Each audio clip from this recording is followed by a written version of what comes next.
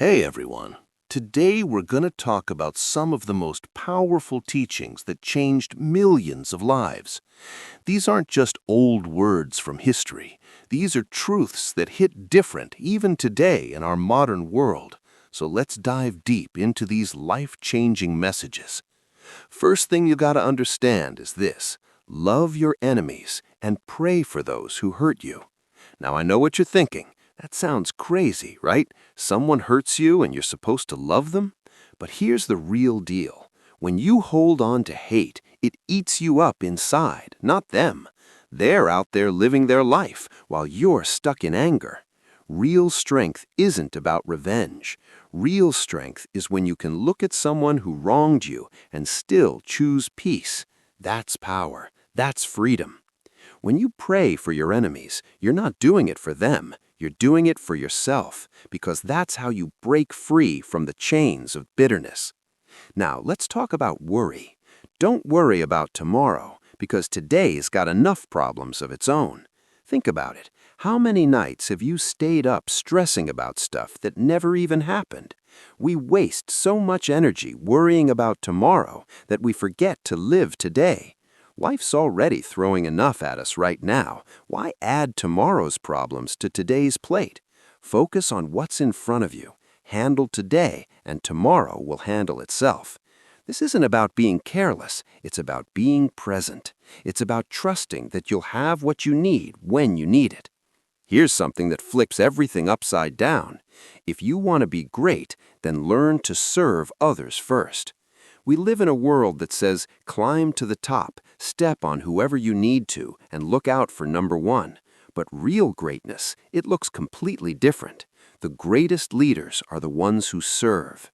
Think about the people you respect most. Are they the ones who only care about themselves? No, they're the ones who lift others up. When you serve others, you're not making yourself small. You're making yourself strong. You're building something that lasts. Success without service is just emptiness. Now this one's tough, but it's so important. Forgive people, not 7 times, but 70 times 7. That's not a math problem. It's saying forgive without keeping count. I know forgiveness is hard, especially when someone keeps hurting you, but holding grudges is like drinking poison and expecting the other person to get sick. Forgiveness isn't saying what they did was okay. It's saying, I'm not going to let this control my life anymore. Every time you forgive, you're choosing freedom over prison. And yeah, sometimes you gotta forgive the same person multiple times. That's not weakness, that's strength. Here's something beautiful. Whatever you do for the least of these, you're doing it for me. This means when you help someone who can't help you back, that's where real compassion lives.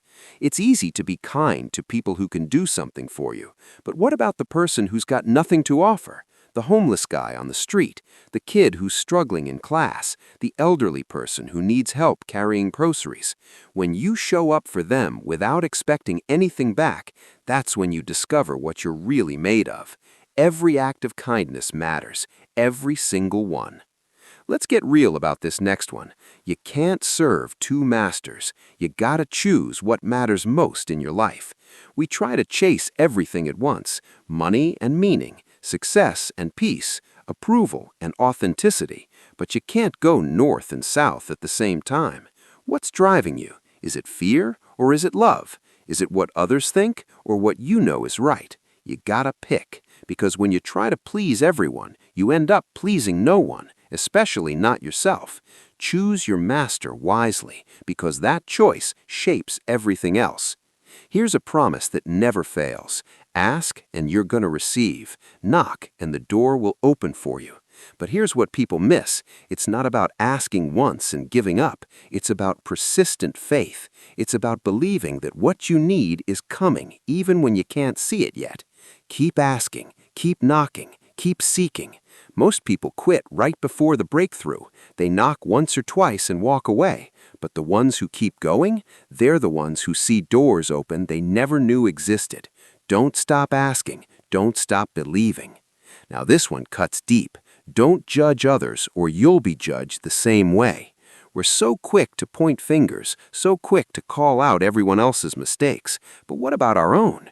Everyone's fighting battles you know nothing about. That person who cut you off in traffic, maybe they just got bad news. That coworker who's been rude, maybe they're dealing with stuff at home. You don't know their story. And honestly, you've got enough to work on in your own life without keeping track of everyone else's failures. Show grace because you need it too. Love your neighbor as yourself. This is simple, but not easy. We're all in this together, whether we like it or not. Your neighbor isn't just the person next door, it's everyone you come across. And here's the key, as yourself. That means you gotta love yourself first. If you're constantly beating yourself up, how are you gonna show love to anyone else? Treat yourself with kindness. Treat others with that same kindness. We're all just trying to figure this life out.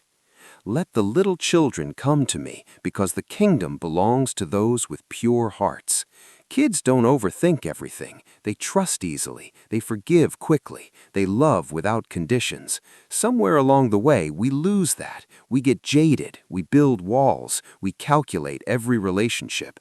But there's something powerful about approaching life with that childlike trust again. Not childish, but childlike, open, honest, full of wonder. That's where real joy lives. Here's a hard one. If someone slaps you on one cheek, turn and offer the other. This isn't about being a doormat. It's about breaking the cycle of violence. When someone hurts you, your first instinct is to hurt them back, but that just keeps the whole thing going. Somebody's got to be strong enough to stop the cycle. Revenge might feel good for a second, but it never brings peace. It just creates more pain. Be the one who says, "This ends here." That takes more courage than fighting back. You gotta lose your life to find it. Stop holding back. This sounds backwards, but it's so true. When you're clutching on to control, trying to plan every detail, refusing to take risks, you're not really living. You're just existing. Real life starts when you let go, when you stop playing it safe, when you're willing to lose what you thought you needed to find what you were actually made for. The things you're afraid to lose, they might be the very things holding you back from your purpose. Where your treasure is, that's where your heart will be. Look at your bank statement. Look at your calendar. That'll tell you what you really value. We say we care about family, but we work 80 hours a week. We say we want peace, but we chase money like it's going to save us. Your heart follows your investment. So invest in what actually matters. Time with loved ones, experiences that shape you, causes that outlive you. Because at the end of your life, you're not going to wish you had a bigger house. You're going to wish you had more moments that mattered. Be humble like a child if you want to enter the kingdom. Pride is the silent killer of dreams. It makes you think you've got it all figured out. It closes you off to learning. It ruins relationships. Humility isn't thinking less of yourself. It's thinking of yourself less. It's being open to being wrong.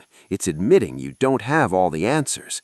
The moment you think you know everything is the moment you stop growing. Stay humble. Stay teachable. Stay hungry to learn. The truth will set you free, so stop living in lies. We lie to ourselves more than anyone else. We say we're fine when we're not. We pretend we don't care when we do. We hide behind masks because we're scared of being seen. But those lies, they're prison bars. The truth might hurt at first, but it's the only path to freedom. Be honest about where you are. Be honest about what you need. Be honest about who you are. That honesty will unlock doors you didn't know were closed. Love the Lord with all your heart, soul, and mind. This is the greatest commandment. It's not about religion, it's about relationship. It's about connecting with something bigger than yourself. When you love with everything you've got, there's no room for half measures, no room for fake devotion. It's all in. And when you love like that, everything else falls into place. Your priorities shift, your perspective changes, your purpose becomes clear.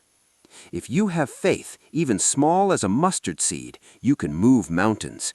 You don't need massive faith, you just need real faith. A mustard seed is tiny, but it's alive. It grows. That's all you need, just a little bit of real belief. Not fake positivity, not pretending everything's perfect, just honest faith that says, I don't see how this is going to work out, but I trust it will. That kind of faith moves mountains. That kind of faith changes everything. Don't let your left hand know what your right hand is doing when you help someone. Do good without announcing it.